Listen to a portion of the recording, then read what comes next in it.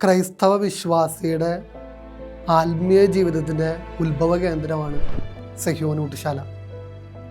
ഇതെൻ്റെ ശരീരമാണ്, ഇതെൻ്റെ രക്തമാണെന്ന് പറഞ്ഞ് ക്രിസ്തു തന്നെ മനുഷ്യ മക്കളോടുള്ള സ്നേഹത്തെ പ്രതി പകുത്തു നൽകിയ ഒരു പുണ്യപ്പെട്ട ഭൂമി.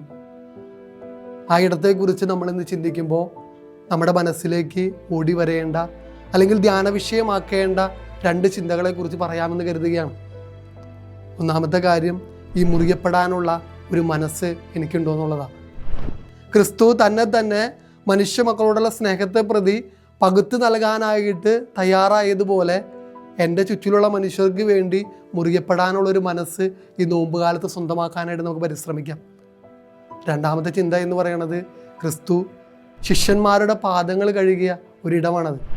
വചനം അവസാനിപ്പിക്കുമ്പോൾ ക്രിസ്തു പറഞ്ഞു വയ്ക്കുന്നൊരു കാര്യമുണ്ട്, നിങ്ങളുടെ ഗുരുവും കർത്താവുമായി ഞാൻ നിങ്ങളുടെ പാദങ്ങൾ കഴുകിയെങ്കിൽ നിങ്ങളും പരസ്പരം പാദങ്ങൾ കഴുകണം. ഈ പാദം കഴുകലിൻ്റെ വിനയത്തിൻ്റെ മാതൃകയിലേക്ക് ജീവിതത്തിലേക്ക് ഇറങ്ങി വരാനായിട്ട് നമുക്ക് പറ്റുമ്പോഴാണ് ഈ നോമ്പുകാലം അനുഗ്രഹദായകമായിട്ട് മാറും.